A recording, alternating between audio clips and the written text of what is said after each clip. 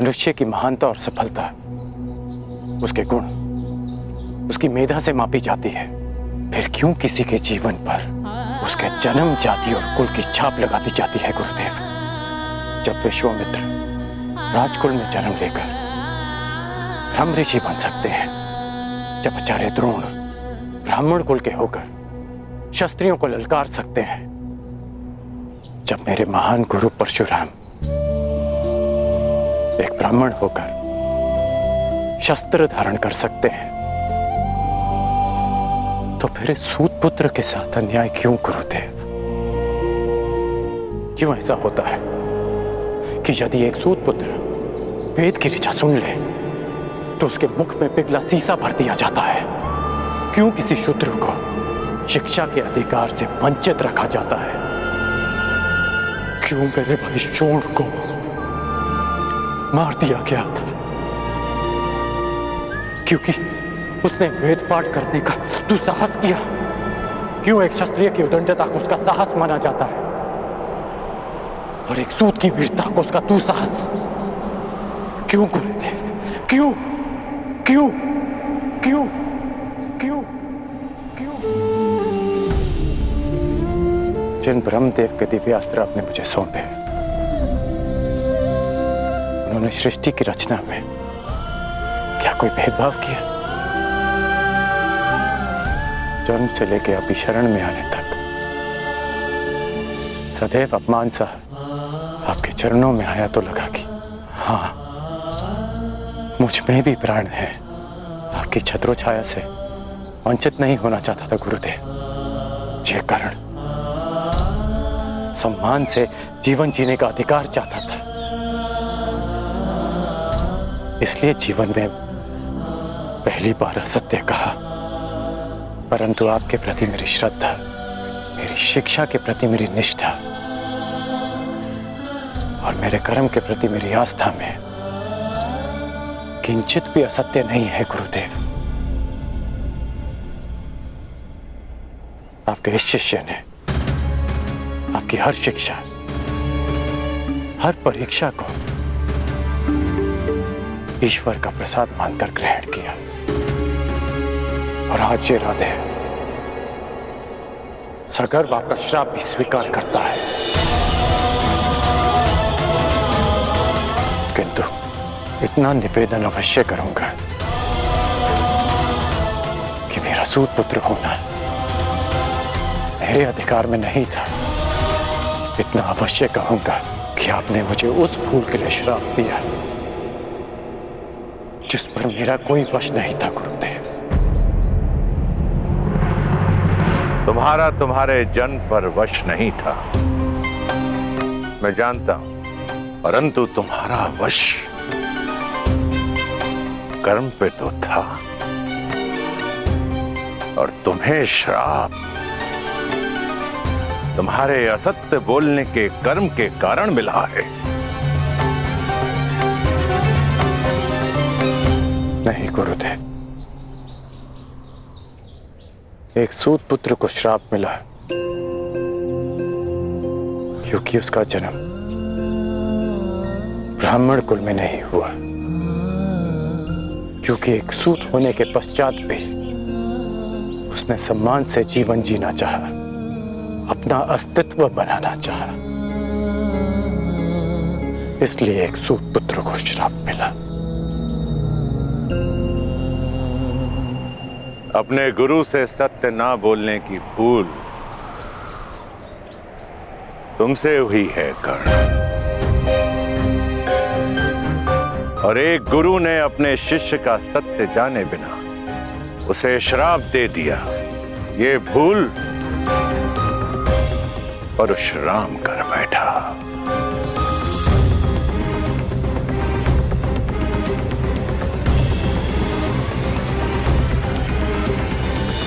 मेरे द्वारा दिए गए श्राप को मैं वापस तो नहीं ले सकता हूं कर्ण, परंतु उसके प्रभाव को कम करने का प्रयत्न अवश्य करूंगा। आज से तुम्हारे बाणों में ऐसा तेज होगा जो तुम्हें मेरे अन्य शिष्यों से भिन्न करेगा।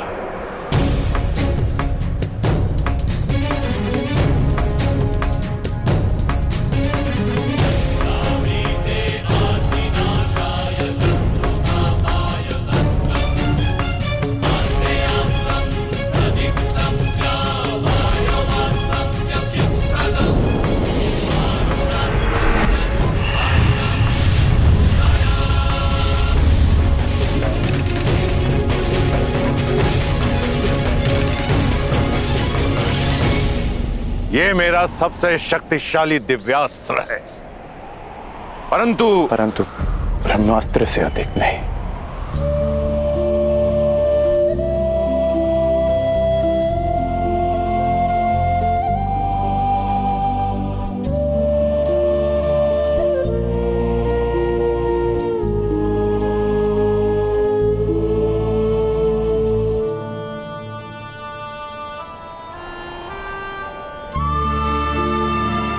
गुरु दक्षिणा मांगिए गुरुदेव।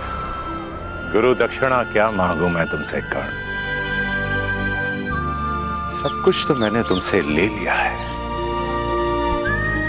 अब तो कुछ तुम्हें देना चाहता हूं।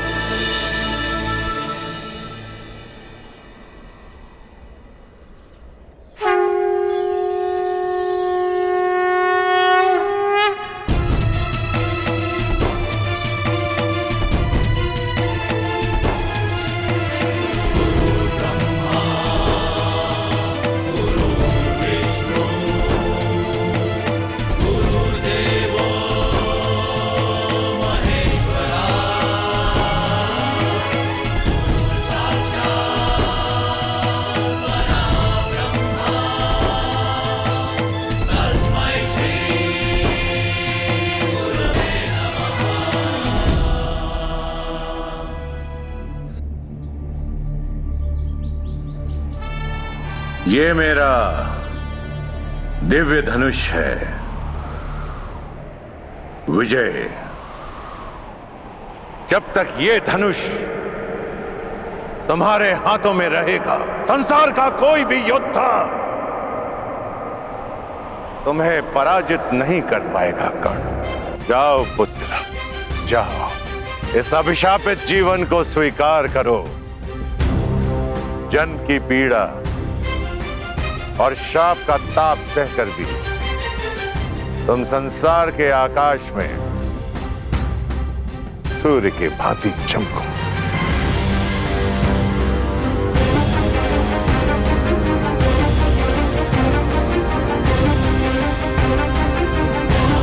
माता की मार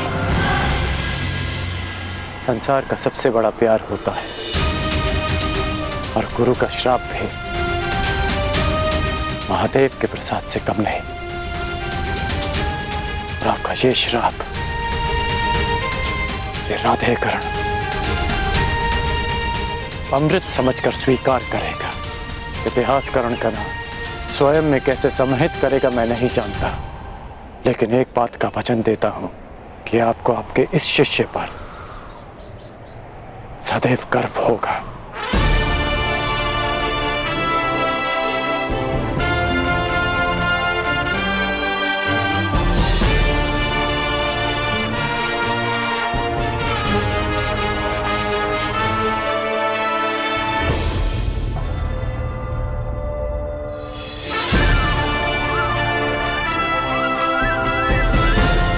आज से मेरा नया जीवन प्रारंभ होता है। दिव्यास्त्रधारी कर्ण और मैं अभिशापित सूत पुत्र भी, मैं जिसे जीवन का अधिकार नहीं मिला, और मैं जो इस अधिकार के लिए अपनी अंतिम श्वास तक लड़ूंगा, मैं राधेकर्ण।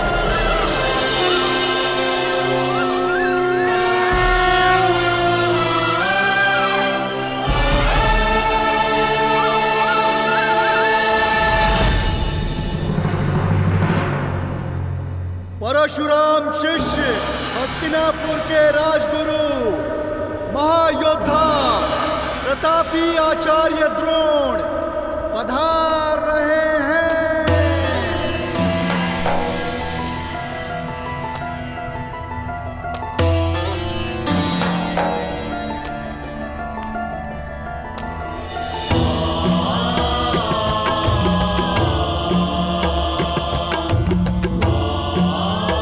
हस्तिनापुर नरेश महाराज धृतराष्ट्र की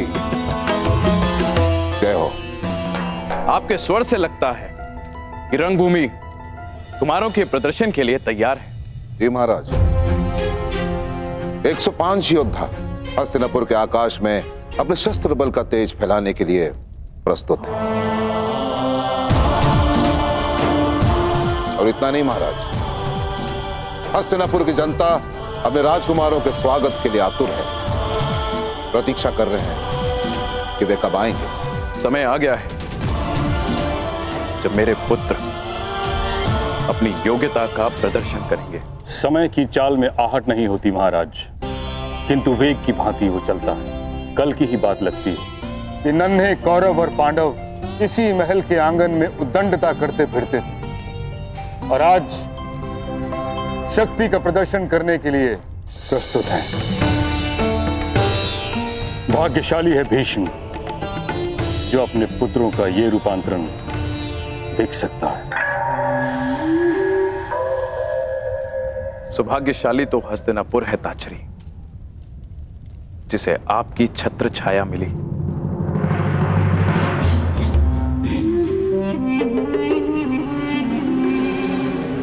निसंदेह महाराज, निसंदेह सत्य वचन। जिस राज्य के महाबली भीष्म और महाधनुर्धर द्रोण जैसे स्तंभ हो, वो राज्य सौभाग्यशाली होगा ही। और मुझे पूर्ण विश्वास है कि राजकुमारों का यह प्रदर्शन निश्चित रूप से हस्तिनापुर को गर्वित करेगा। आनंद दुगना हो सकता है महाराज यदि क्या शकुनी? महाराज, चपल धनुर्धर वो है जो एक बाण से 2 लक्ष्य साधे,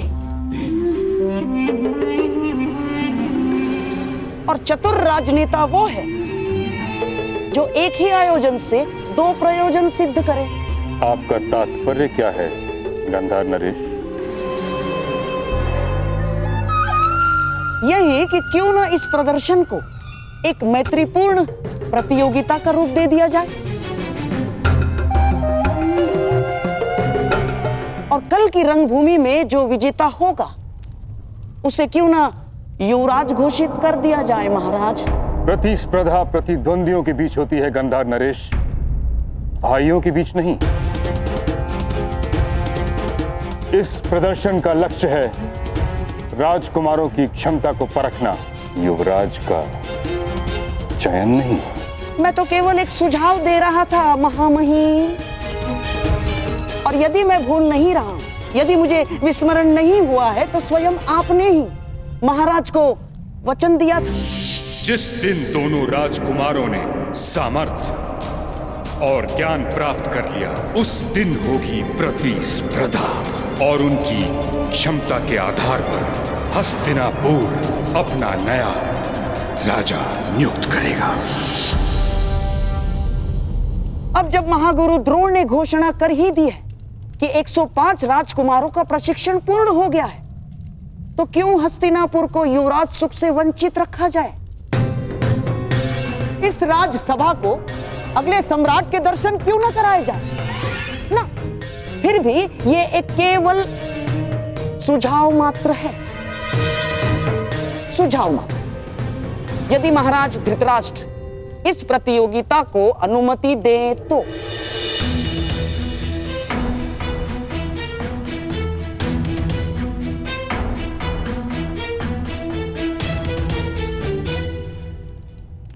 उचित कह रहे हो शकुनी।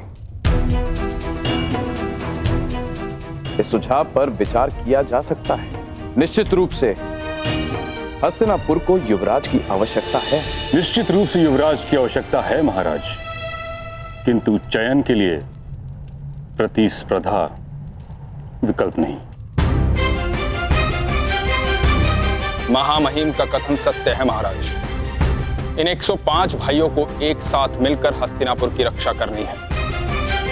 जो उत्तराधिकार के लिए एक दूसरे से लड़ बैठेंगे, वो मिलकर किसी देश की रक्षा कैसे करेंगे? यह संभव है महाराज। ये रंगभूमि 105 भाइयों के कौशल का प्रदर्शन स्थल है। उत्तराधिकारियों के मध्य इसे युद्ध क्षेत्र मत बनाए।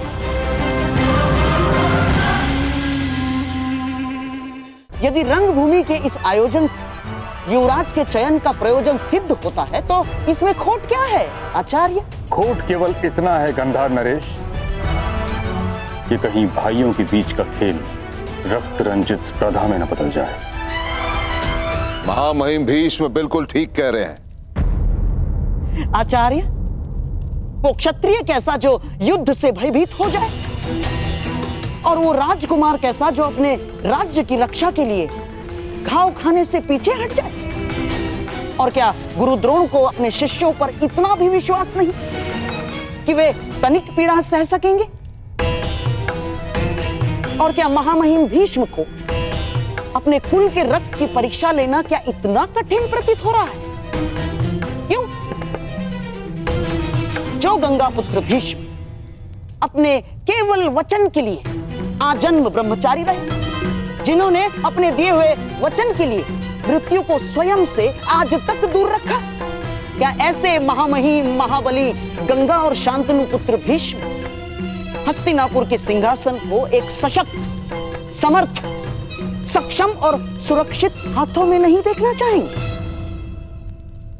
मैं मानता हूं ताचरी कि राजकुमारों के लिए यह प्रतियोगिता बहुत कठिन होगी, परंतु मुझे आचार्य द्रोण की शिक्षा पर पूर्ण विश्वास है कि सभी राजकुमार इस प्रतियोगिता को मैत्रीपूर्ण भाव से लेंगे। फिर सभी राजकुमारों को एक नियम से बांध दिया जाएगा।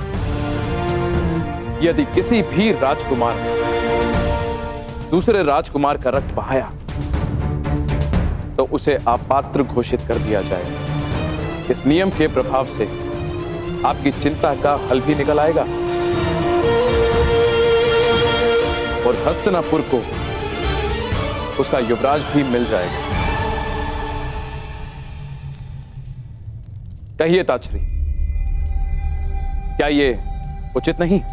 जैसी महाराज की अच्छा। तो फिर यह निश्चित रहा कि कल सभी राजकुमारों के बीच शक्ति प्रदर्शन होगा और मुझे पूर्ण विश्वास है कि विजेता वही होगा जो सर्वश्रेष्ठ होगा।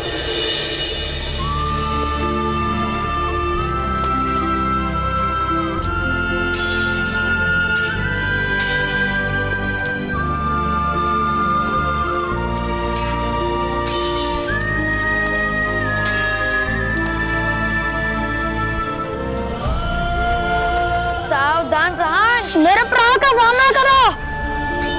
क्या आप भी कल रंगभूमि में प्रदर्शन करोगे कौरव और पांडवों के साथ? प्रदर्शन? कैसा प्रदर्शन? कल हस्तिनापुर के 105 राजकुमारों का शक्ति प्रदर्शन है। सुना है कुमार अर्जुन अपने धनुर्विद्या का कौशल भी दिखाएंगे।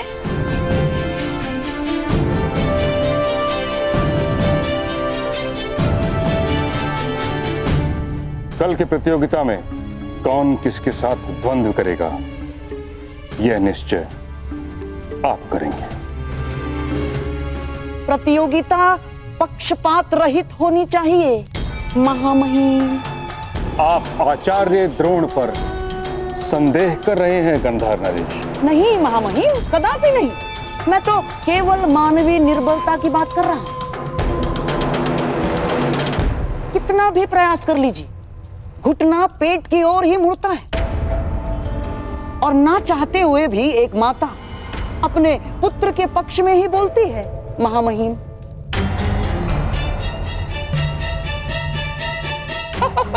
और महागुरु द्रोण का अर्जुन के प्रति प्रेम जगत विख्यात है। वो तो पहले ही घोषणा कर चुके हैं कि इस संसार का सर्वश्रेष्ठ योद्धा अर्जुन ही है।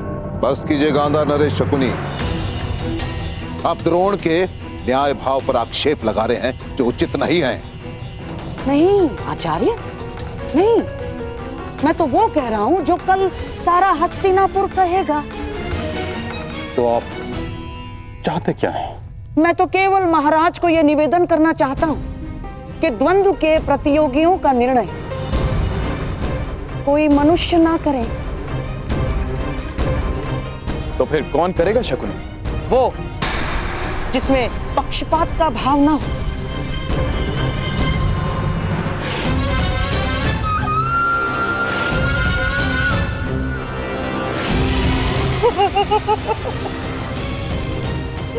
ये मेरे पास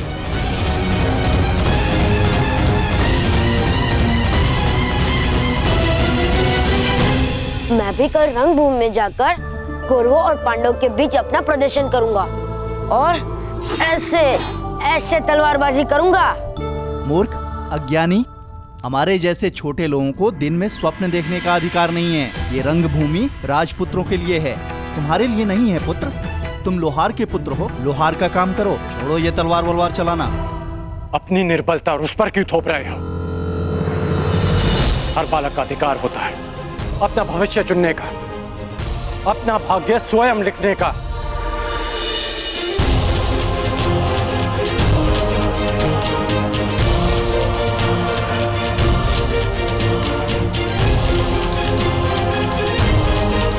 छोटे मित्र,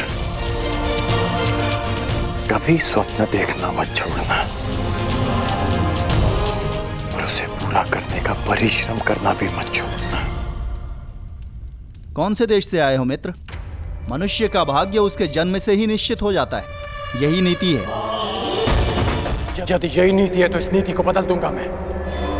हस्तिनापुर के मस्तक पर अपने बाणों की नोक से अपना भाग्य स्वयं लिखेगा ये इरादा है।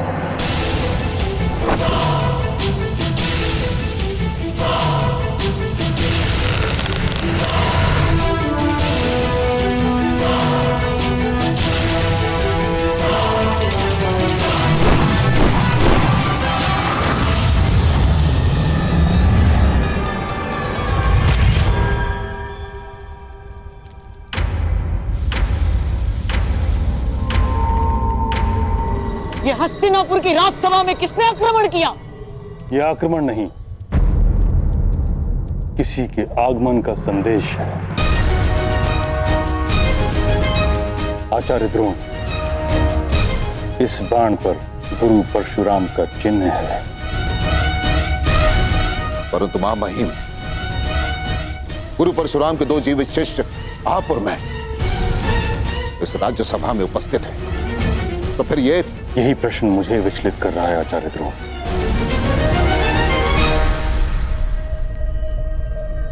गुरु परशुराम का ये तीसरा शिष्य कौन है?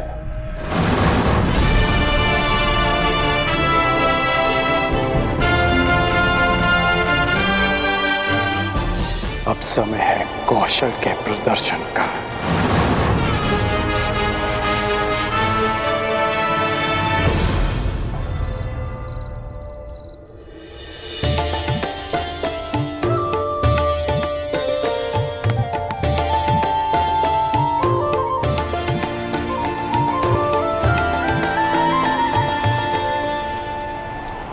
राधा, सूर्यास्त होने को है और वायु की गति भीषण होती जा रही है। लगता है चक्रवात आने वाला है। भोजन पक गया या नहीं? बस हो गया।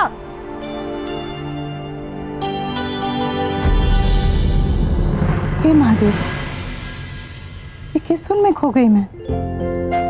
2 प्राणी के लिए इतना अधिक भोजन बना लिया।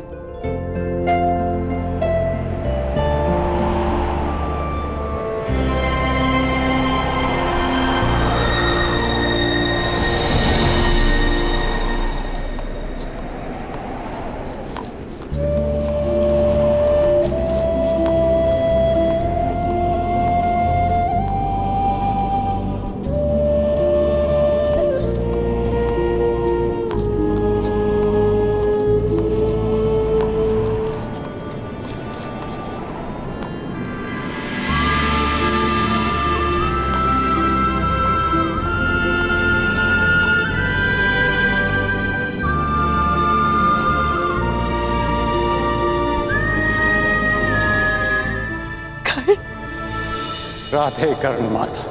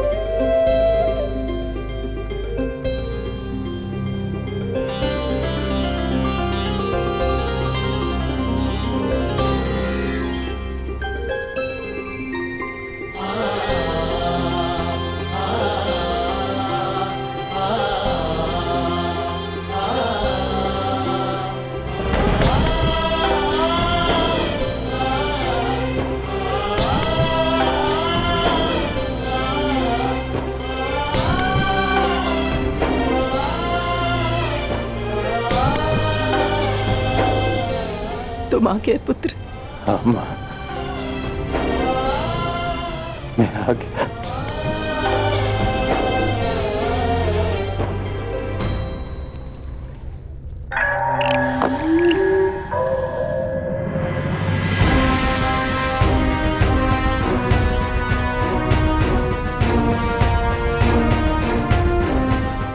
आइए गुरुपुत्र अश्वत्थामा, हमारे कक्ष में आपका स्वागत है। आप मुझसे यहाँ क्यों मिलना चाहते थे? क्योंकि इस कक्ष के अतिरिक्त हर कहीं 100 आंखें और 100 कान हैं। आंखें महामहिम भीष्म की और कान तुम्हारे पिता के।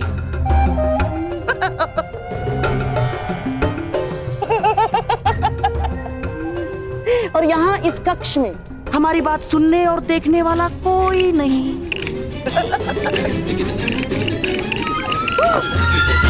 कैसी बात? यही कि कल की रंगभूमि में आप किसे विजयी होते हुए देखना चाहते हैं? मेरे होने वाले सम्राट राजकुमार दुर्योधन को या आपके पिता के प्रिय शिष्य उस अर्जुन को? उत्तर आप अच्छी तरह से जानते हैं गांधार नरेश। अर्जुन, अर्जुन वो शूल है जिसे मेरे पिताश्री ने स्वयं अपने हाथों से मेरे वक्ष में घोंप दिया। पिताश्री ने सदैव उसे अधिक प्रेम दिया, जन्म मुझे दिया, परंतु एक पिता की धरोहर, अपना सारा ज्ञान उसे सौंप दिया। निश्चित रूप से अश्वत्थामा उस अर्जुन की पराजय देखना चाहता है। कल की स्पर्धा में कुमार दुर्योधन ही विजयी होने चाहिए। जिन लोगों के शत्रु एक हों, उन्हें आपस में मित्रता कर लेनी चाहिए अश्वत्थामा। हमारा स्वप्न एक है और वो स्वप्न पूरा होने में बाधा भी एक ही है। अर्जुन, तो उस बाधा को दूर करने का कोई हल सोचा है आपने? उसका हल बताने के लिए तो आपको यहां बुलाया है।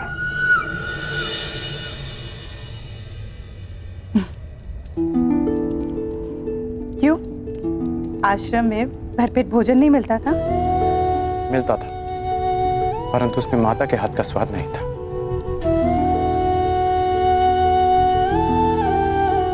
वैसे आपको किसने सूचना दी मेरे यहाँ आने की कि आपने ये भोजन तैयार रखा? क्यों? पूर्वाभास केवल तुम धनुर्धारी को ही होता है। तुम लोग शब्द सुनकर लक्ष्य का आभास कर लेते हो, किंतु माता का अपने पुत्र के लिए आभास सबसे अधिक शक्तिशाली होता है।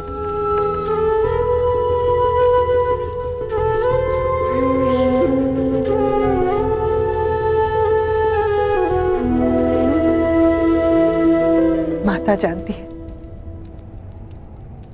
कब उसका पुत्र आने वाला है और कब जाने वाला है।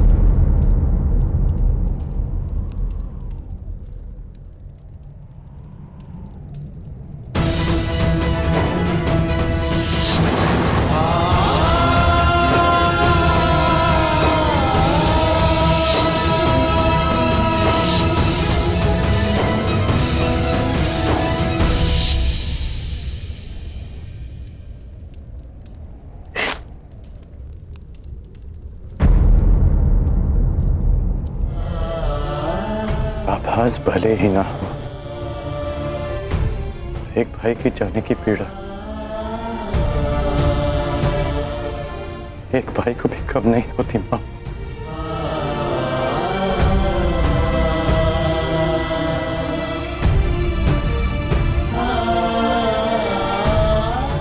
ये बताओ, प्रशिक्षण कैसा रहा तुम्हारा?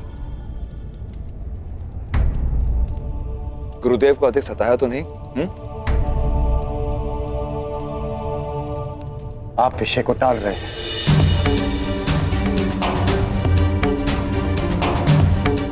जीवन है कर्ण, अप्रत्याशित घटनाएं घटती है, परंतु जीवन रुकता नहीं। परंतु आप भूल नहीं सकते जो हुआ उसे जीते जी भुला पाना संभव है, और स्मरण रखकर जी पाना भी संभव नहीं है कर्ण।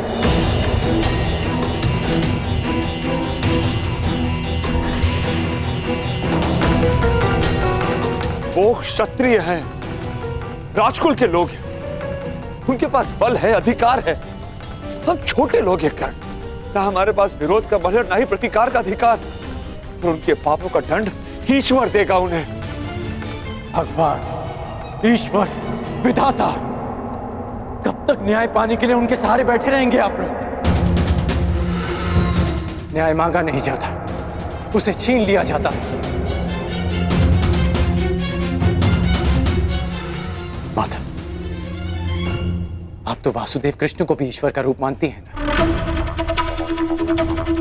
तो आप लोगों ने सुना ही होगा कि किस प्रकार वो यदुवंशियों के मध्य समानता का संदेश दे रहे हैं। उनके लिए सब समान है। जो काम वो यदुवंशियों में कर रहे हैं, वही काम हमें हस्तिनापुर में करना होगा। सबकी समानता, सबके लिए न्याय। बस कर।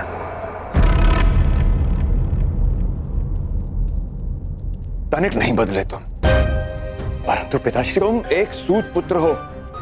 सूत पुत्र संसार के सर्वश्रेष्ठ सारथी बन सकते हो, यही तुम्हारा प्रारब्ध है। न्याय राजकुल का अधिकार है, उसे उन्हीं के पास रहने दो। देखा है उनका न्याय, वो न्याय जो शोन को मिला था। मेरे भाई की हत्या कर दी गई, उसे मार दिया गया था। इसे आप न्याय कहते हैं?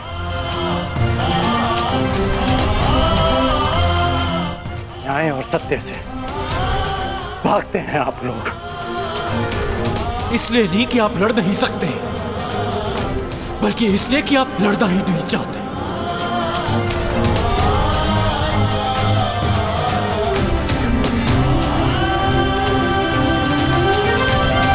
भागने से प्रारब्ध नहीं बदलता पिताश्री।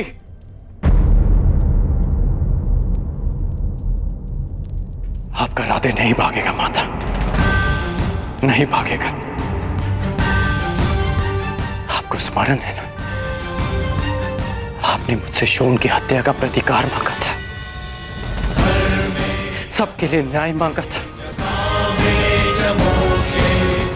मैं करूंगा प्रतिकार माता।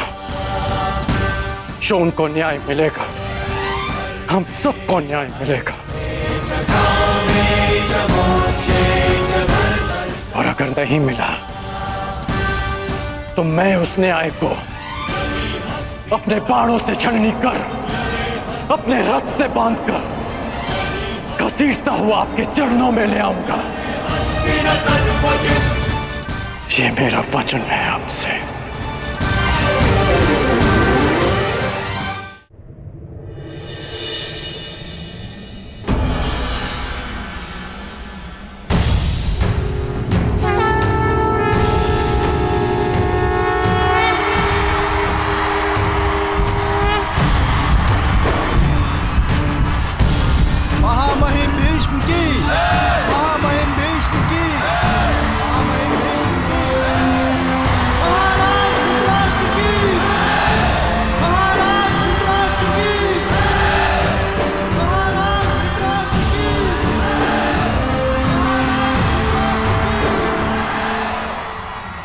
हस्तिनापुर के सभी निवासियों का इस रंगभूमि में स्वागत है। आज हस्तिनापुर के 105 राजकुमार अपने प्रशिक्षण का प्रदर्शन करेंगे, जिसके पश्चात आप सबको विश्वास हो जाएगा कि आने वाले कई दशकों तक हस्तिनापुर सुरक्षित रहेगा। हर युद्ध से, हर आक्रमण से हस्तिनापुर की ओर कोई चुनौती नहीं दे पाएगा। यद्यपि हस्तिनापुर का कोई शत्रु अस्तित्व में नहीं है, और यदि है तो यह उसको चुनौती है कि भीष्म के साथ साथ हस्तिनापुर में 105 योद्धा उपस्थित हैं उसकी सुरक्षा के लिए। ताक्षरी इतना समय क्यों लगा रहे हैं विदुर? स्पर्धा प्रारंभ क्यों नहीं कर रहे? अब प्रतीक्षा नहीं होती। मैं दुर्योधन, मैं जानना चाहता हूं कि अब मेरा उत्तराधिकारी कौन बनेगा। हमारा सौभाग्य है कि हमारे समक्ष गुरु द्रोण उपस्थित हैं, जिन्होंने अपने शिष्यों को पाषाण खंडों से निखारकर रत्न बनाया। वो स्वयं अपने शिष्यों का परिचय दें। हस्तिनापुर के वासियों, मैं आज बहुत संतुष्ट हूं। मां महिम भीष्म ने मुझे 105 दीपक सौंपे थे और आज वो दीपक सूर्य के भांति चमकेंगे और हस्तिनापुर के आकाश को प्रकाशित करेंगे। अब आपके समक्ष वो प्रस्तुत होंगे जो 105 राजकुमारों में सबसे ज्येष्ठ हैं, धर्म और कर्म में चित, युद्ध में स्थिर, कुमार युधिष्ठिर। युधिष्ठिर युधिष्ठिर कुमार युधिष्ठिर की, कुमार युधिष्ठिर की, कुमार युधिष्ठिर की।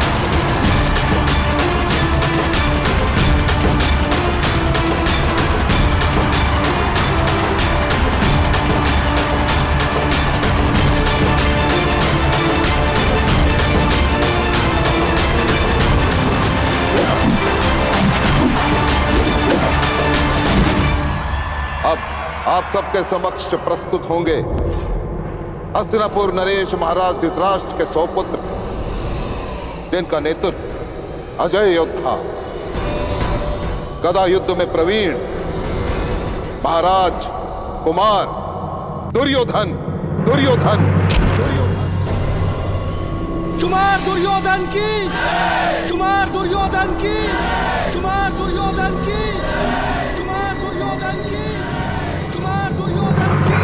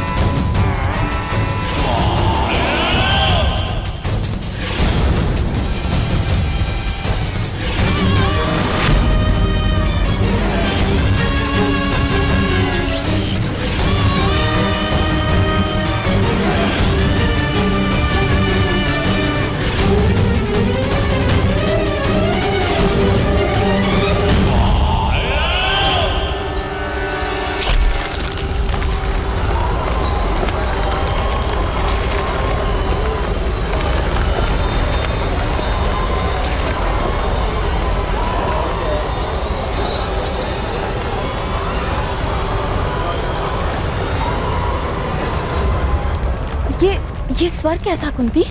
पुत्र दुर्योधन ने अपने गदा के प्रहार से भूमि पर गहरी दरार डाली है दीदी।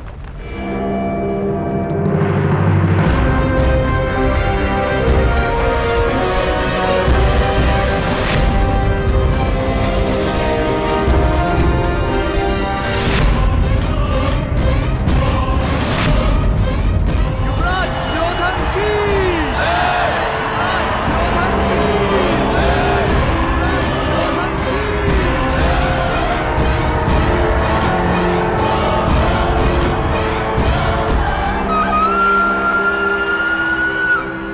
महाराज धृतराष्ट्र, पितामह भीष्म समेत उपस्थित सभी को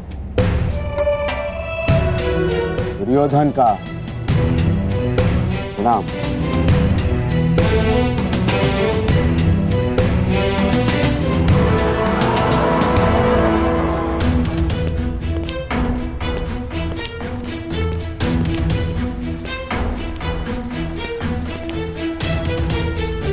कहां जा रहे हो कर्ण?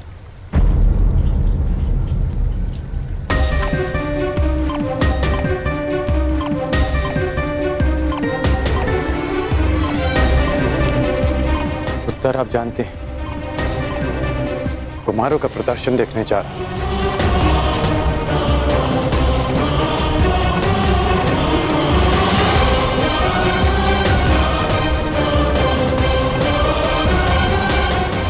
धनुष को साथ लेकर तुम कहीं नहीं जा रहे हो।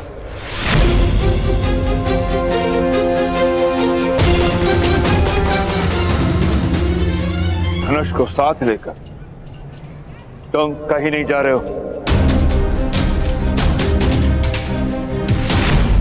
हस्तिनापुर के वासियों, अब आपके समक्ष आ रहे हैं महाबाहु, पवन के वेग से गदा चलाने में निपुण विकोधर भीम। भीम पांडुपुत्र भीम की, पांडुपुत्र भीम की, पांडुपुत्र भीम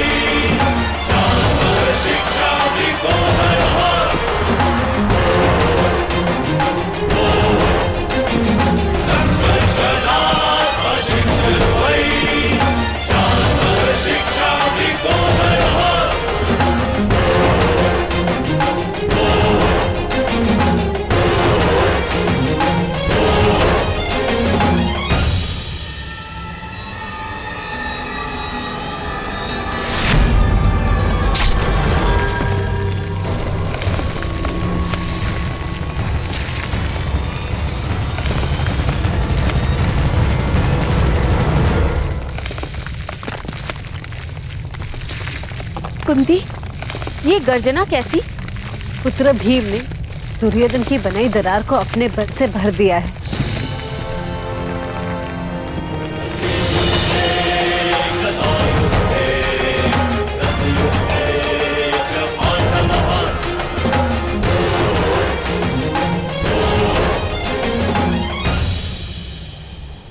अब आपके समक्ष आ रहे हैं वो जो खड़ग युद्ध में जिनकी कोई तुलना नहीं, तलवार और ढाल की भांति अटूट पांडुपुत्र नकुल और सहदेव और सहदेव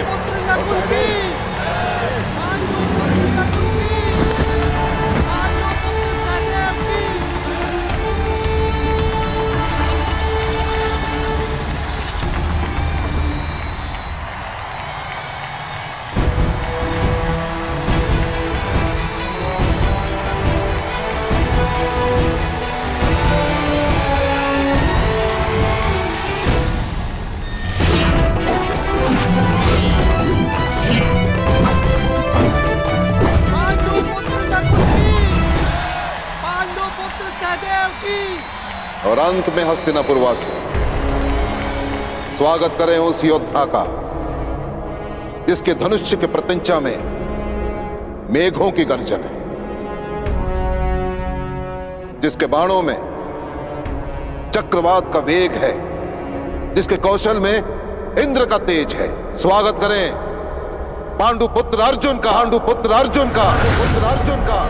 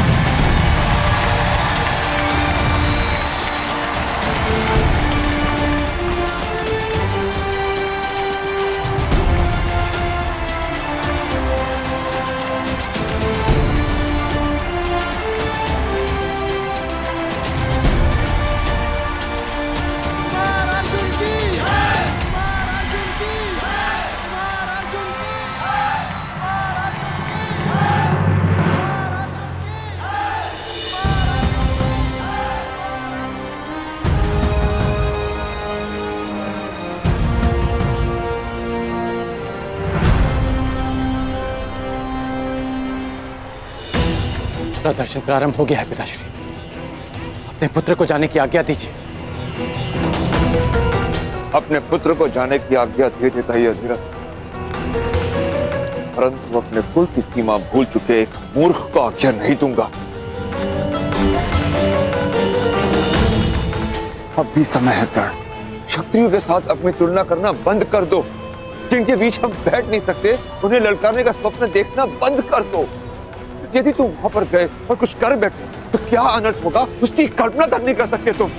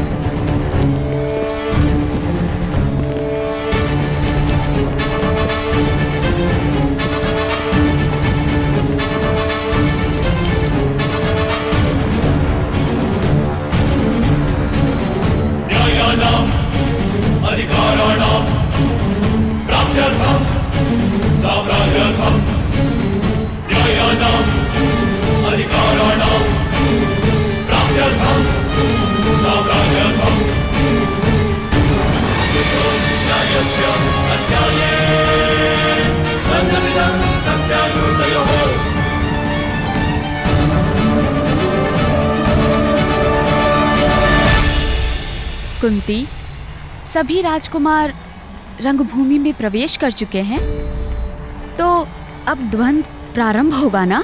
परंतु मैं इस विषय में ज्येष्ठ पिताश्री के मत का समर्थन करती हूँ। भाइयों में द्वंद्व नहीं होना चाहिए दीदी। द्वंद्व भाइयों में नहीं, सिंहासन के उत्तराधिकारियों में होगा कुंती। और ये आवश्यक भी है, क्योंकि हस्तिनापुर का अधिकार है कि उसे सबसे बलशाली युवराज मिले। युवराज होने वाला राजा होता है गांधारी दीदी। उसे बलशाली होने के साथ साथ न्यायप्रिय, धर्मवान और शांत भी होना चाहिए। अब इसका निर्णय तो द्वंद्व करेगा, हमारी बातें नहीं।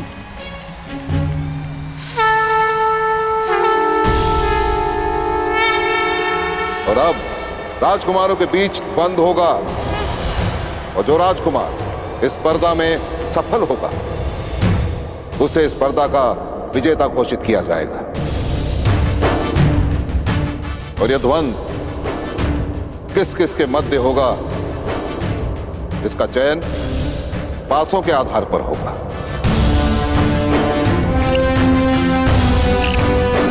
पर तो ध्यान रहे राजकुमारों, यह प्रतिस्पर्धा है, युद्ध नहीं। यदि किसी प्रतियोगी के प्रहार से किसी भी प्रतिद्वंदी का रक्त बहा तो उसी क्षण उस राजकुमार को स्पर्धा से अयोग्य घोषित कर दिया जाएगा। अब कुरुवंश के ये 105 राजकुमार परस्पर द्वंद्व में अपना अपना कौशल दिखाएंगे, और इनमें से चुने गए 5 योद्धा अगले चरण में द्वंद्व करेंगे। वहां से फेंकिए गांधार राज।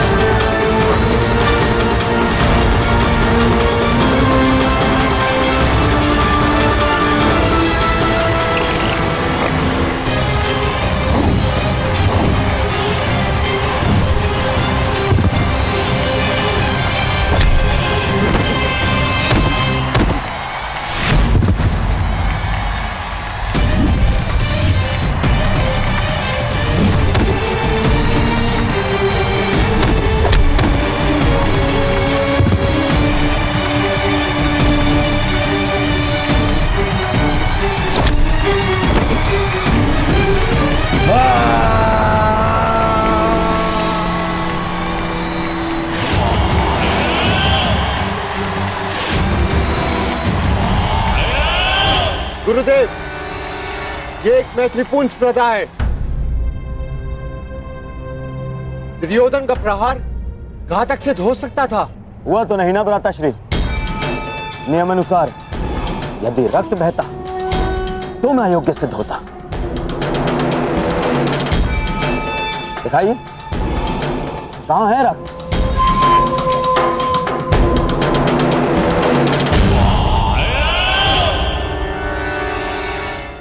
अब रंगभूमि में केवल 5 योद्धा शेष हैं।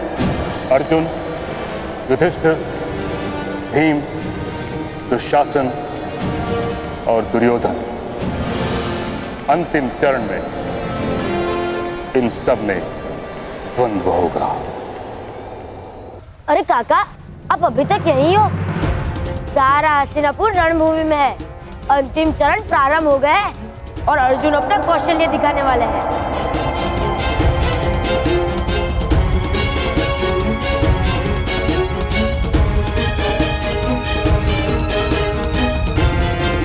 हम कहीं नहीं गए।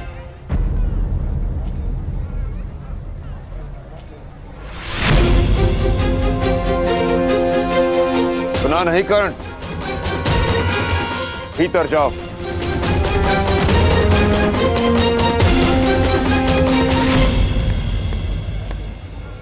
इसे अपना भाग्य स्वयं चुनने दीजिए आर्य।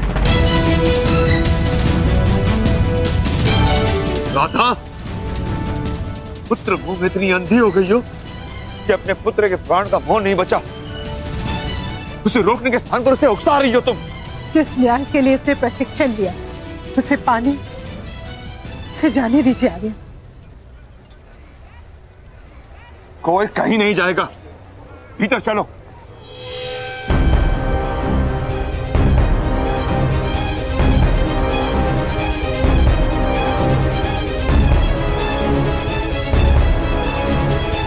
प्रणिपात,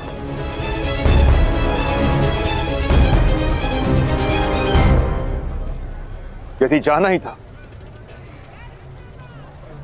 तो आज्ञा लेने का ढोंग क्यों किया?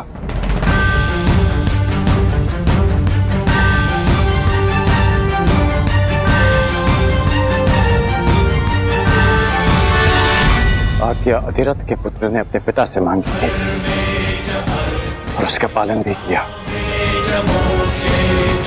और जा परशुराम का शिष्य रहा, उनको दिया वचन पूरा करने की वो हार नहीं मानेगा।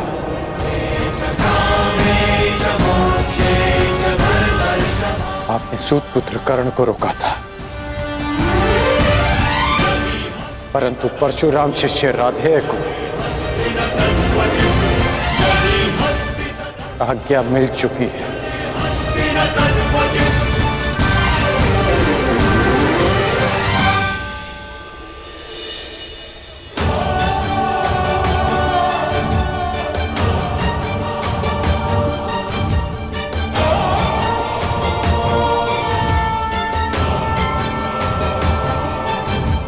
विजयी भव।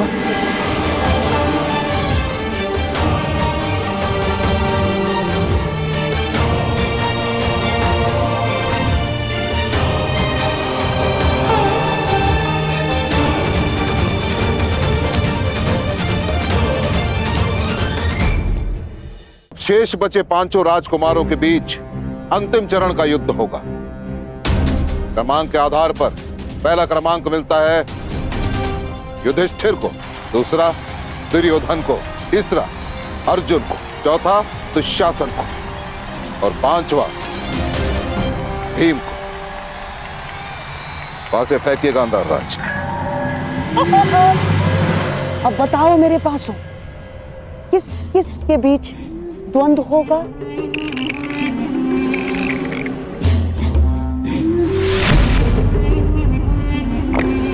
क्रमांक 2 यानी राजकुमार दुर्योधन।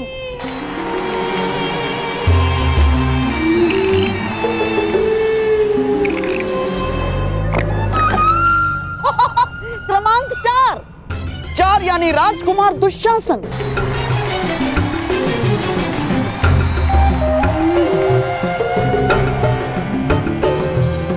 ये लीजिए आचार्य, हो गया अंतिम चरण के पहले द्वंद्व का चयन। राजकुमार दुशासन के साथ राजकुमार दुर्योधन की स्पर्धा होगी। ये पासे भेदभाव नहीं करते, ये भाई भाई का अंतर नहीं जानते आचार्य। द्वंद्व प्रारंभ हो। राजकुमार दुर्योधन की, राजकुमार दुर्योधन की।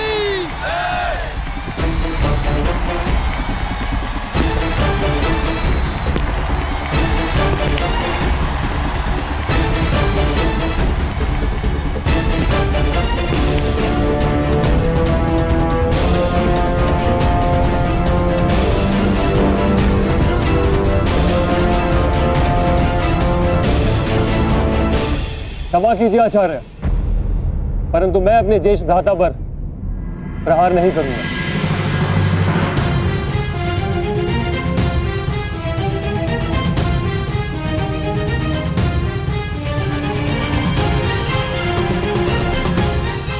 मैं दुशासन अपनी हार स्वीकार करता हूं।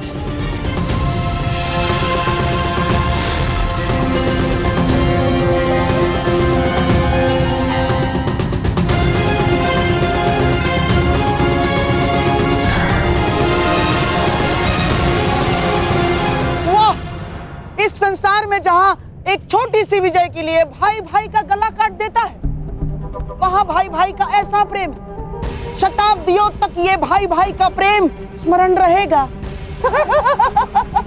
वाह!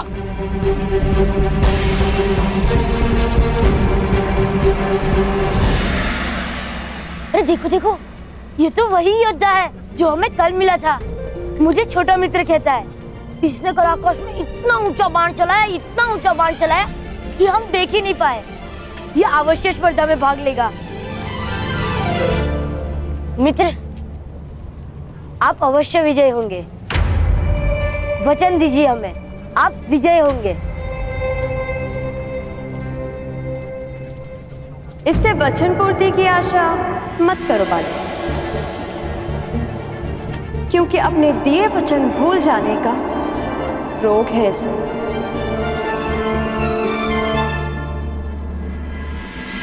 मैं वचन देता हूं वृषाली, मृत्यु से पूर्व हम दोनों की प्रतीक्षा पूरी होगी। मैं अवश्य आऊंगा। राधेय कर्ण अपनी माता की शपथ लेकर कहता है। अब यदि आप इस कर्ण का मुख देखेंगे तो वो केवल तभी जब वो गुरु परशुराम से दीक्षा लेंगे।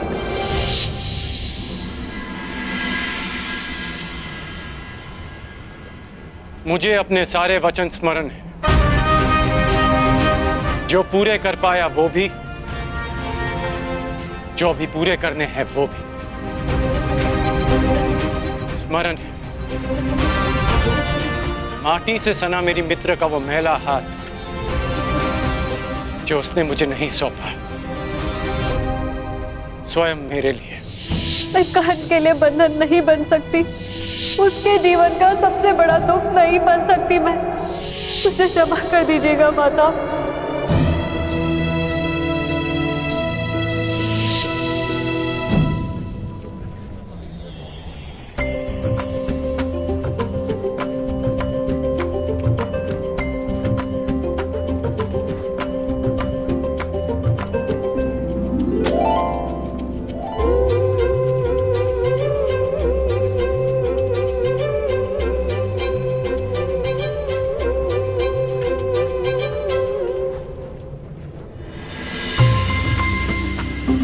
अच्छा, तो तुम अब तक जीवित हो? प्रत्यक्ष को प्रमाण की आवश्यकता नहीं।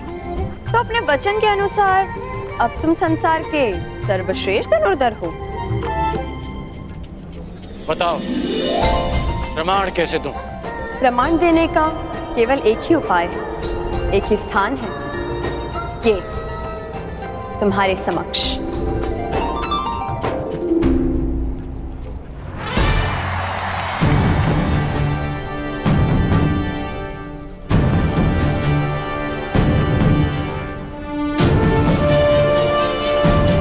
तुम अब तक नहीं बदली वृषाली।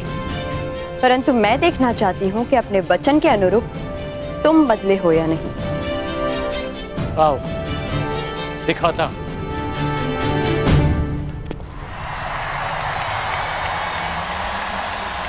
अब बताओ मेरे पास हो, अब किस किस के बीच बंद होगा?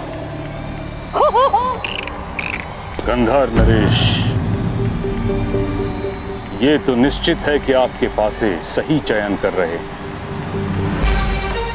क्यों ना इस बार पासे मैं फेंकूं।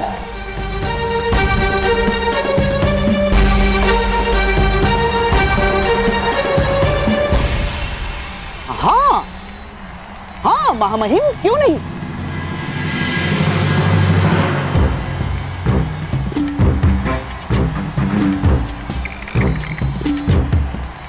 मेरी लाज रखना पासो, दुर्योधन और अर्जुन के मध्य द्वंद्व नहीं होना चाहिए ना।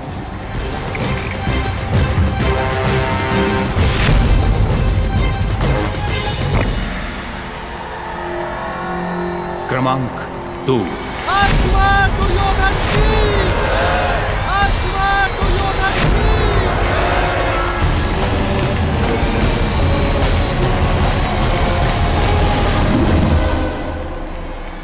देखते हैं इस बार दुर्योधन किसके साथ द्वंद्व करेगा।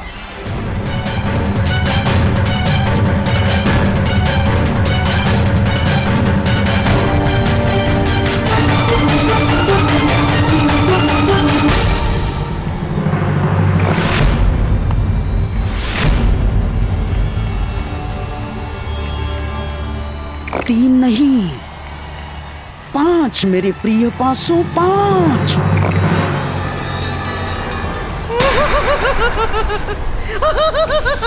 पांच महामहिम, 5 यानी कि भीम।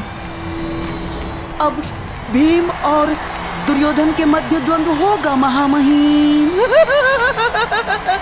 पांडुपुत्र भीम की।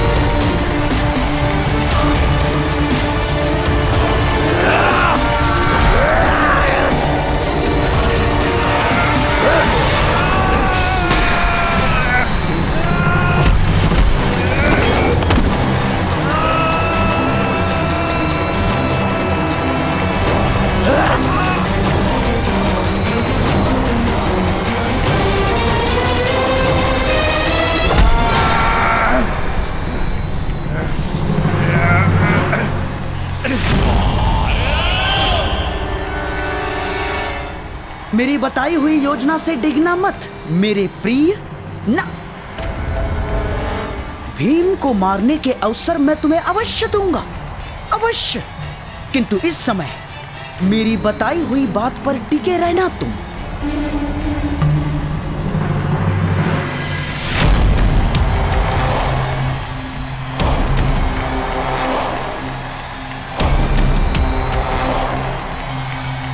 क्या बात है भीम, बड़े क्रोध में भोजन नहीं किया क्या? तुम्हें धूल चटाने के बाद ही मैं भोजन करूंगा दुर्योधन। इतना क्रोध ठीक बात नहीं है पांडुपुत्र, या कहूं पवन पुत्र। कितनी विचित्र बात है ना, एक पिता के कई पुत्र तो सामान्य बात है, परंतु एक पुत्र के दो पिता।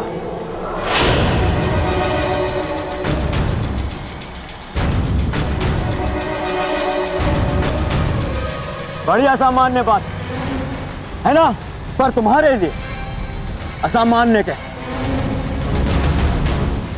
5 भाई, 2 माए और 6 पिता।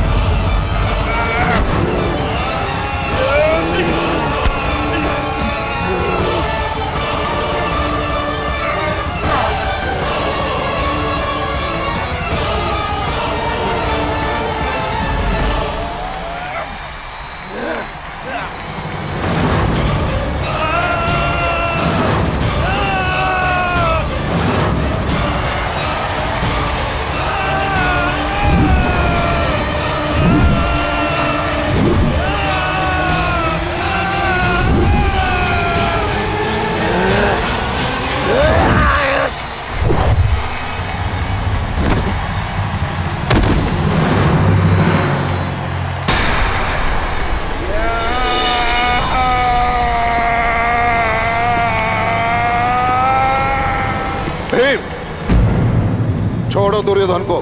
नहीं गुरुदेव, आज नहीं। तुमने इसका रक्त बहाया है भीम, अब तुम इस स्पर्धा के लिए पात्र नहीं हो।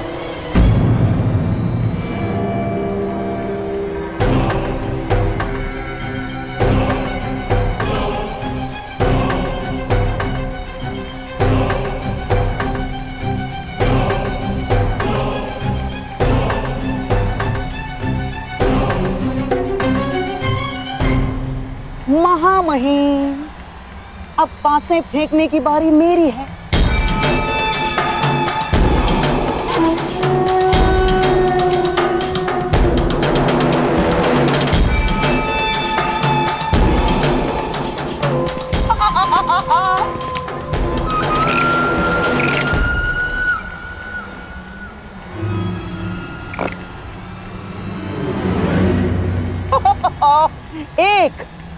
एक यानी राजकुमार युधिष्ठिर।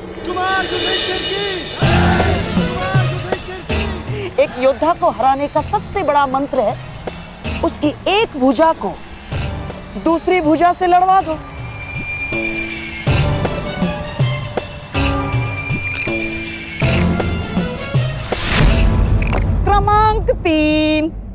क्रमांक 3 यानी राजकुमार अर्जुन।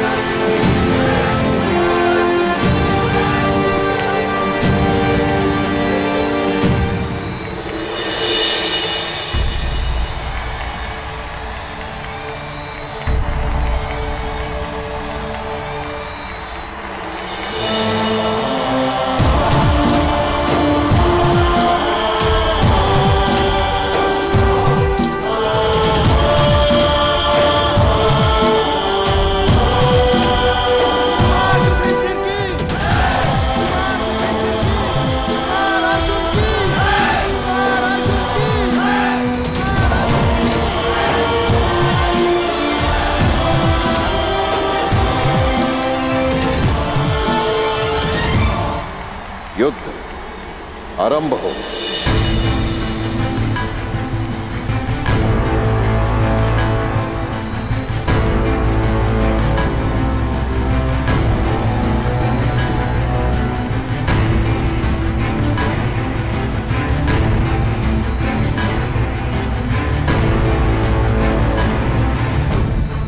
तो अपने सर्वश्रेष्ठ धनुर्धर होने का प्रमाण कब दोगे कर्ण? बस निमंत्रण मिल जाए। राजपुत्रों के प्रदर्शन में तुम्हें निमंत्रण कौन देगा कर्ण? आचार्य द्रोण, धनुर्धरों के महान गुरु आचार्य द्रोण। वो स्वयं मुझे निमंत्रण देंगे रुशाली। देखते हैं।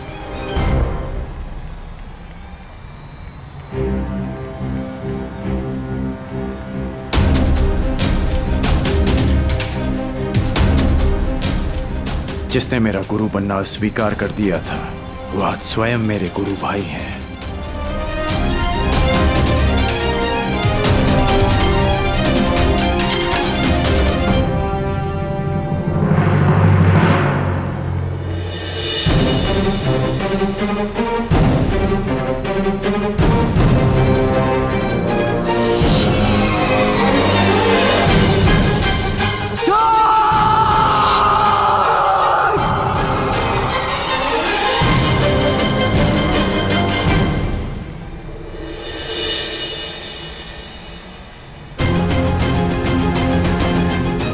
प्रारंभ करो अर्जुन।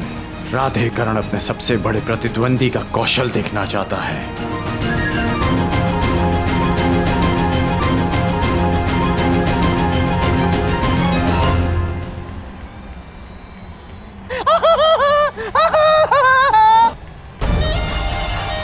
आज ही इस रंगभूमि में दूसरी बार दो भाइयों के प्रेम का उदाहरण देखने को मिलेगा।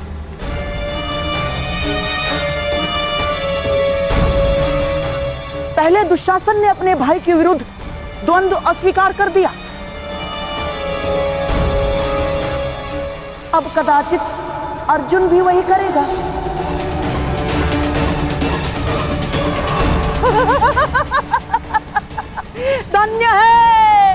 धन्य है हस्तिनापुर, धन्य है। बोलो अर्जुन, क्या अपनी हार स्वीकार करोगे या अपने देव समान ज्येष्ठ भ्राता के साथ द्वंद्व करोगे?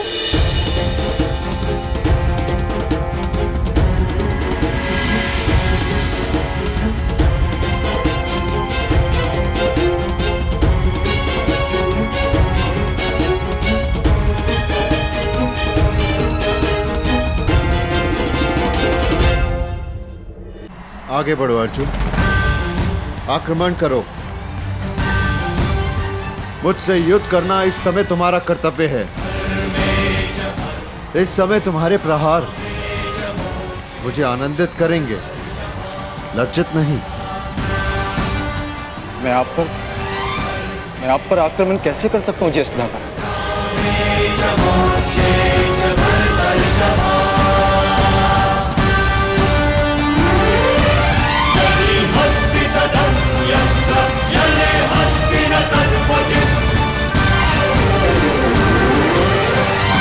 अब क्या होगा? क्या अर्जुन बिना युद्ध किए हार मान लेगा?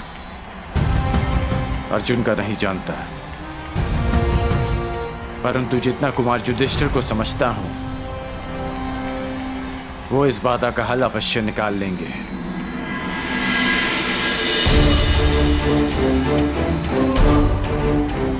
लगता है अंतिम चरण का अंतिम द्वंद्व ज्येष्ठ कुंती पुत्र और ज्येष्ठ गांधारी पुत्र में ही होने वाला है। क्षमा कीजिएगा मामाश्री, परंतु इस द्वंद्व का विजेता घोषित होना शेष है।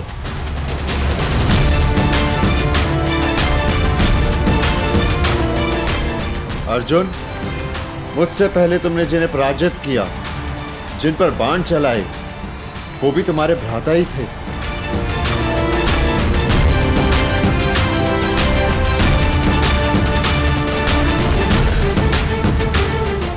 अब मुझ पर प्रहार ना करके तुम मुझे लज्जित करोगे।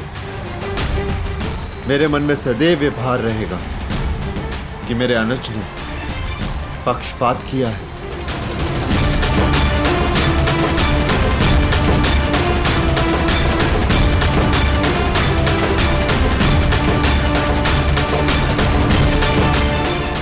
दीर्घायु रहो युधिष्ठिर, तुम अभी इतने स्थिर चित्त हो। तुम्हें अपने ज्येष्ठ भ्राता को मारने या घायल करने के लिए युद्ध नहीं करना है अर्जुन। तुम्हें अपने भ्राता को गर्वित करने के लिए युद्ध करना है। संसार को यह बताने के लिए युद्ध करना है कि तुम्हारे रहते तुम्हारे ज्येष्ठ भ्राता और हस्तिनापुर किसी भी शत्रु से सुरक्षित हैं।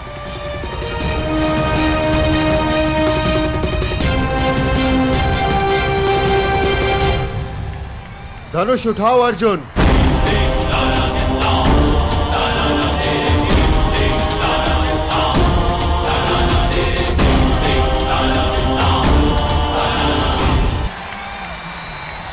धनुष उठाओ अर्जुन।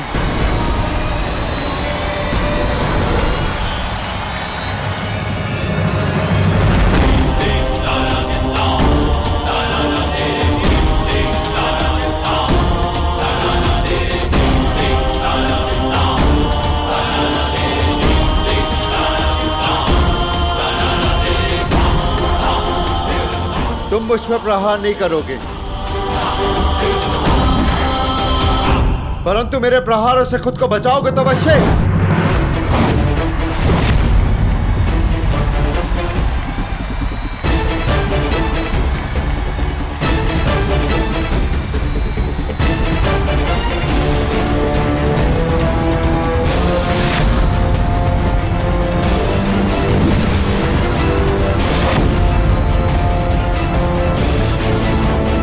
क्या अर्जुन केवल बचाव ही करता रहेगा? कई बार बचाव ही सर्वश्रेष्ठ आक्रमण होता है, क्योंकि बचाव शत्रु के सारे अस्त्र समाप्त कर देता है, और जब शत्रु निहत्था हो जाए तो विजय निश्चित है।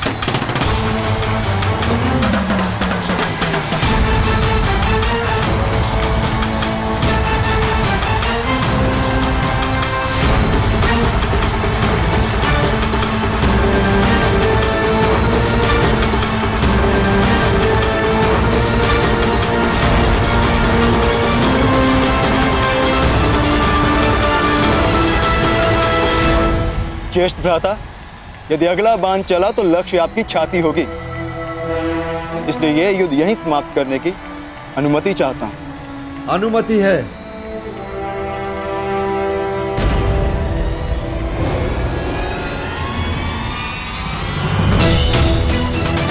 तुम्हारे हाथों मिली ये पराजय किसी भी विजय से अधिक गर्व देने वाली है।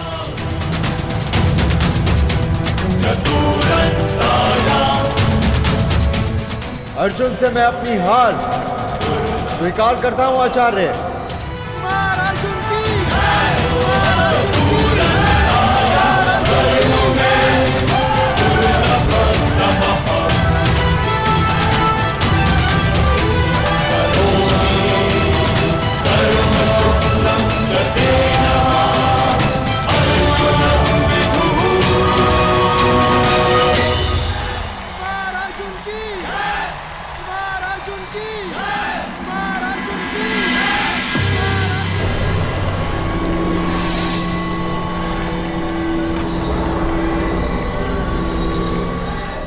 आपने तो कहा था कि एक भुजा को दूसरी भुजा से लड़वा दो, योद्धा समाप्त।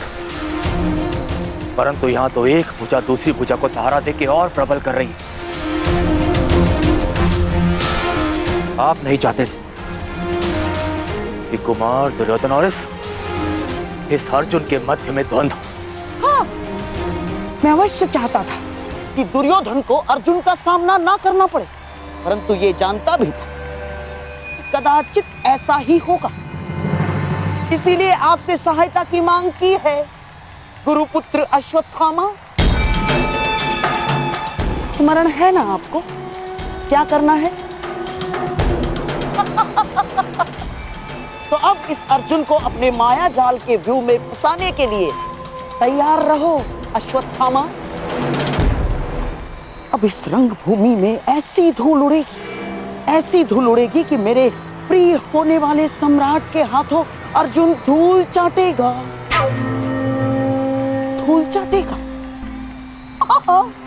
अवश्य अवश्य ऐसा ही होगा, अवश्य ऐसा ही होगा।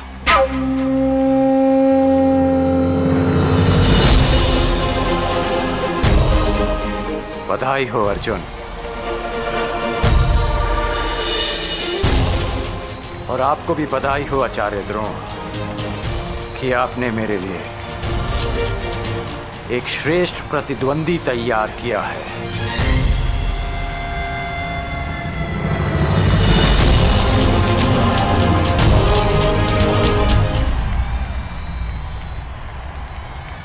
बधाई हो अर्जुन,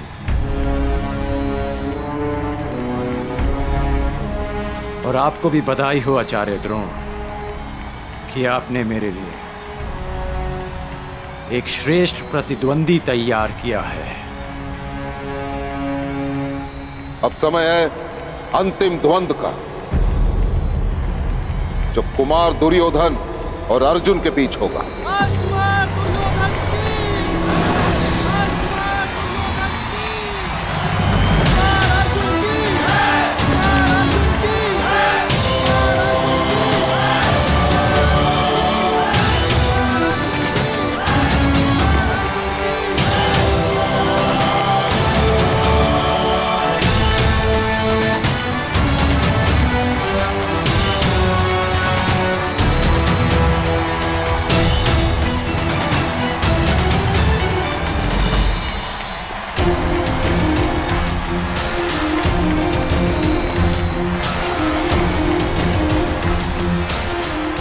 विजयी भव पुत्र दुर्योधन।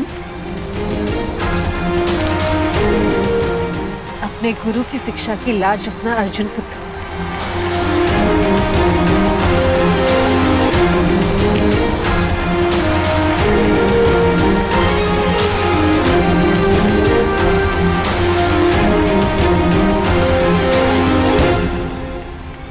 ये क्या? दुर्योधन अर्जुन से इतना दूर क्यों खड़ा है? इतनी दूर से गदा का प्रहार कैसे कर पाएगा?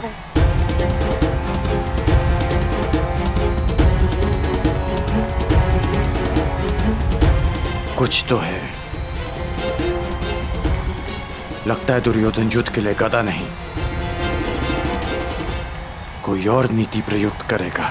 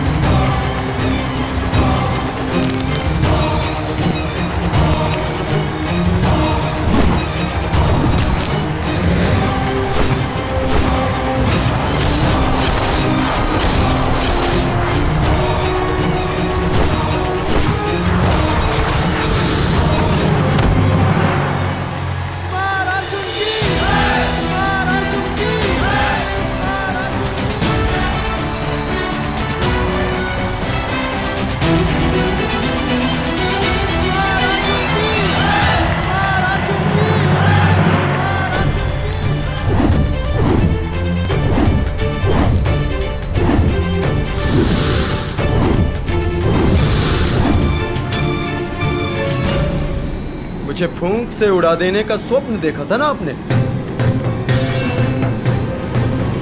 पहले मेरे बाणों की आंधी से तो बच के दिखाइए।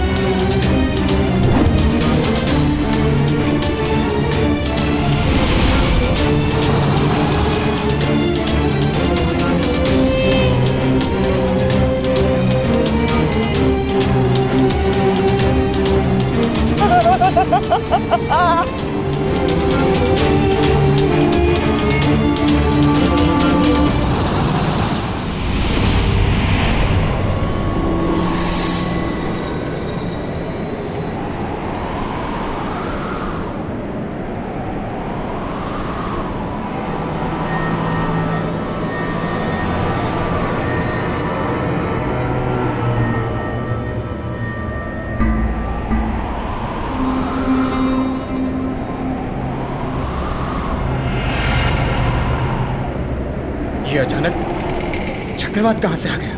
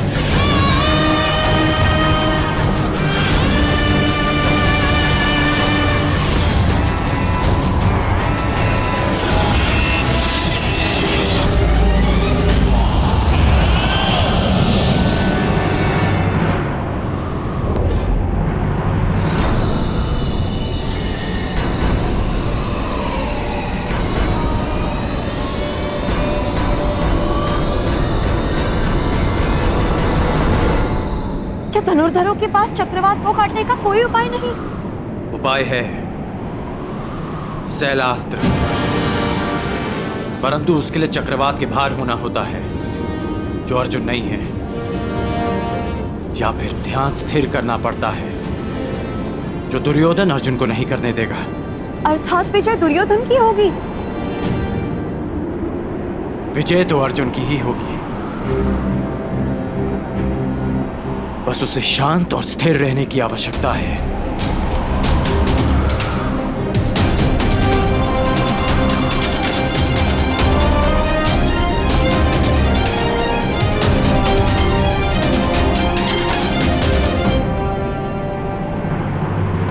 तुम्हें चाहे जितनी माया फैलानी है फैला लो अश्वत्थामा, जितने छल करने हैं कर लो, परंतु सब मिलकर भी अर्जुन को परास्त नहीं कर पाओगे। तुम अर्जुन का सामना कर रहे हो, अर्जुन का। ईश्वर ने मनुष्य को 5 इंद्रियां दी और एक सच्चे धनुर्धर के पास एक और इंद्रिय होती है, अब वो है आभास।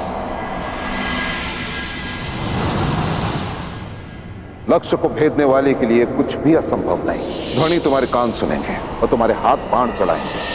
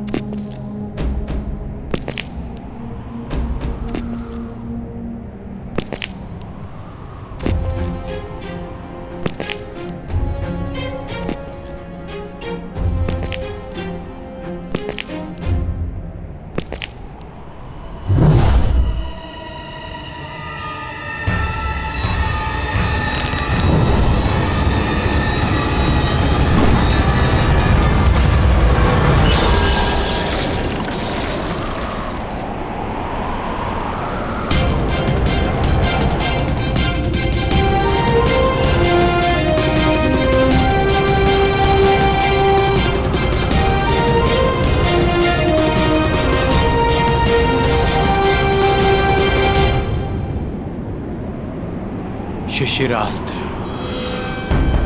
शब्द भेदी संधान के भांति प्रयुक्त होता है। इसकी काट केवल एक महान धनुर्धर ही कर सकता है। अति उत्तम अर्जुन, अति उत्तम।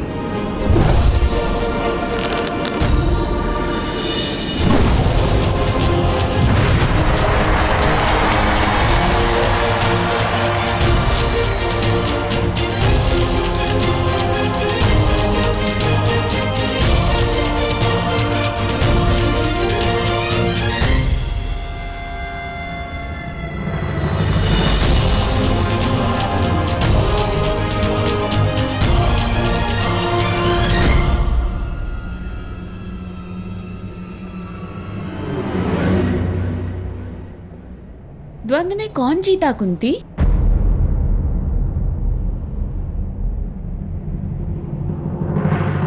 उत्तर अर्जुन की उत्तर प्रजा के कोलाहल ने दे दिया है।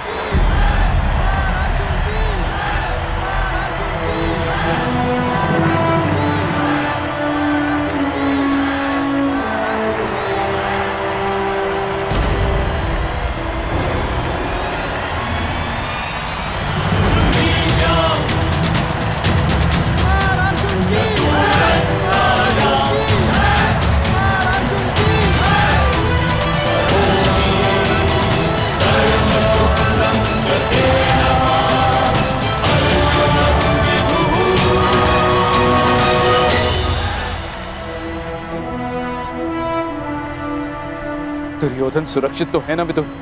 हाँ महाराज, राजकुमार अर्जुन ने नियमों का पालन करते हुए राजकुमार दुर्योधन को परास्त किया है।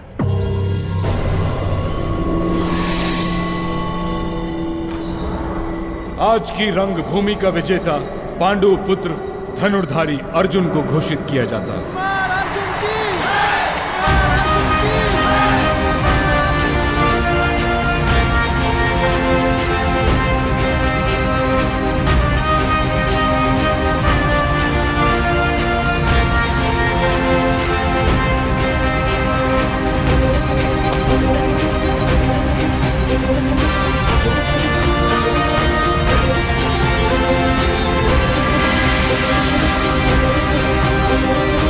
हस्तिनापुर वासियों, आज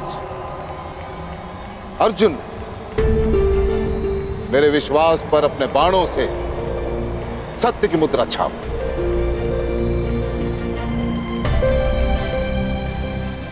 जो बात मैं स्वयं से करता आ रहा हूं, वही बात बड़े गर्व के साथ आप सबके समक्ष करना चाहता हूं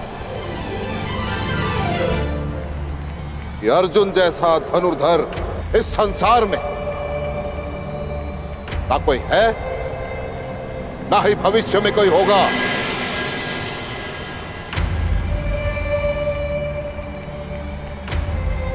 आचार्य द्रोण का महान शिष्य है अर्जुन।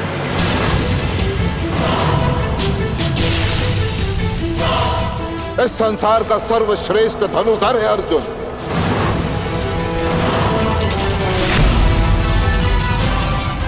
अर्जुन जैसा कोई नहीं।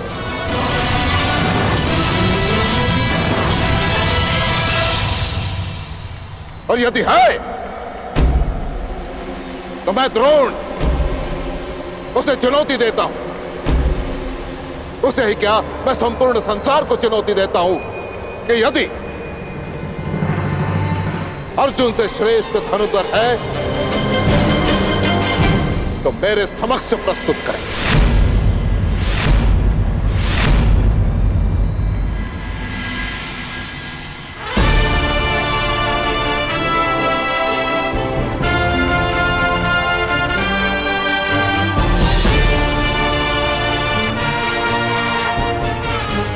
कहा था ना रुशाली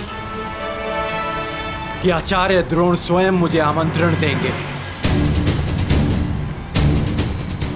मिल गया निमंत्रण।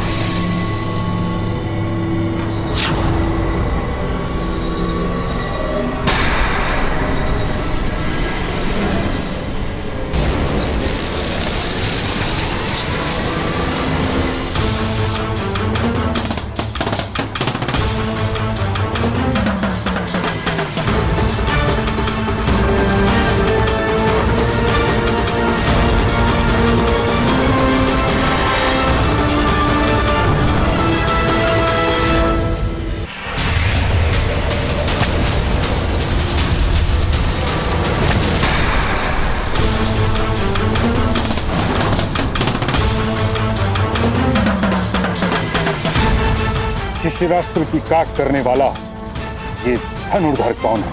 एक और परशुराम का शिष्य।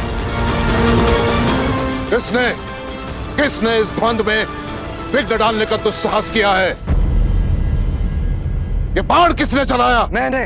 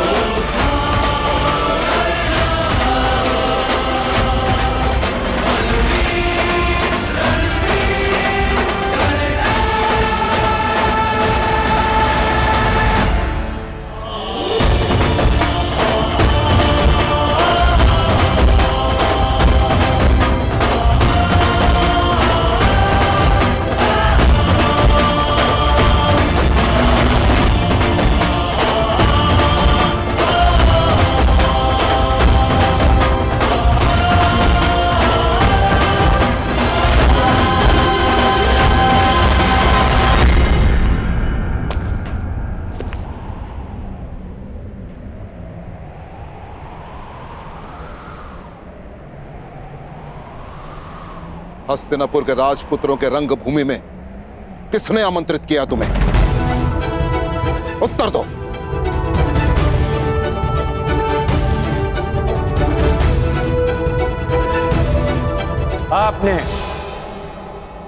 आपने मुझे स्वयं आमंत्रित किया आचार्य द्रोण। मैंने? असंभव।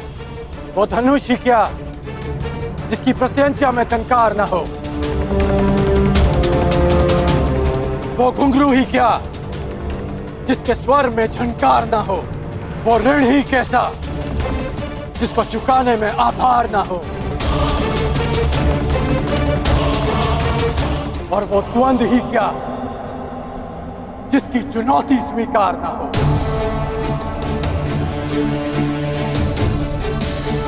आपने हस्तिनापुर की प्रजा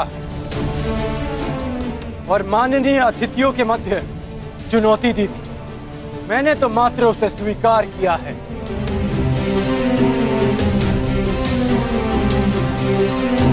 यह स्पर्धा केवल हस्तिनापुर के राजकुमारों के मध्य है और किसी के नहीं।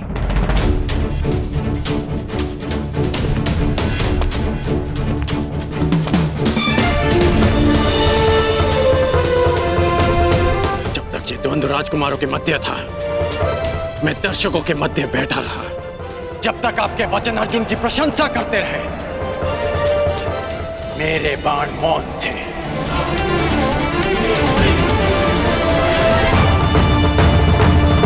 परंतु जब आपने संसार के समस्त धनुर्धारियों को चुनौती दी, तब ना मैं मौन रह सका और ना मेरे बाण। जिसे आप मेरा दुस्साहस समझ रहे हैं, वो मेरी विवशता थी आचार्य। एक गुरु ने संसार के समस्त धनुर्धरों को लज्जित करना चाहा और एक शिष्य को उनकी लज्जा बचाने के लिए आना ही पड़ा। आपके अहंकार की ललकार का उत्तर था मेरा ये प्रहार, उत्तर था मेरा ये प्रहार, उत्तर था मेरा ये प्रहार, उत्तर था मेरा ये प्रहार, उत्तर था मेरा ये प्रहार।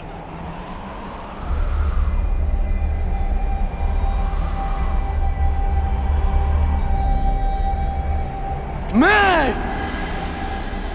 सबके समक्ष अर्जुन को द्वंद्व की चुनौती देता हूं, चुनौती देता हूं, चुनौती देता हूं, चुनौती देता हूं, चुनौती देता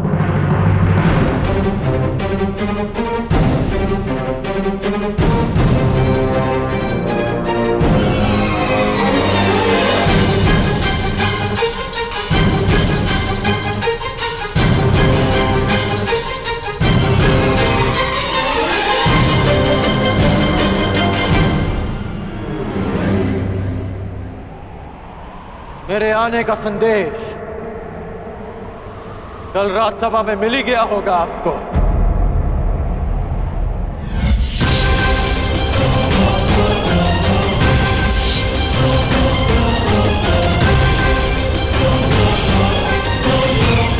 आज आपका एक और संदेश समाप्त हो जाएगा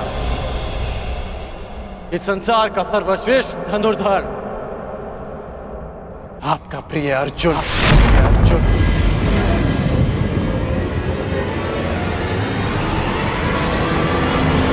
कौन है ये मूर्ख युवक विदुर जो आचार्य द्रोण के शिष्य को ललकार रहा है? और मेरा मत है कि इसकी चुनौती स्वीकार करना ही मूर्खता होगी। यदि ऐसा है तो आज मैं अपने आचार्य की घोषणा पर सत्य की मुद्रा अंकित करूंगा। हस्तिनापुर के समक्ष यह सिद्ध करूंगा कि वो सुरक्षित हाथों में।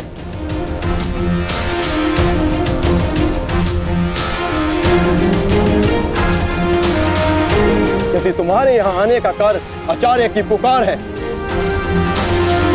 तो मुझे यह चुनौती स्वीकार स्वीकार स्वीकार।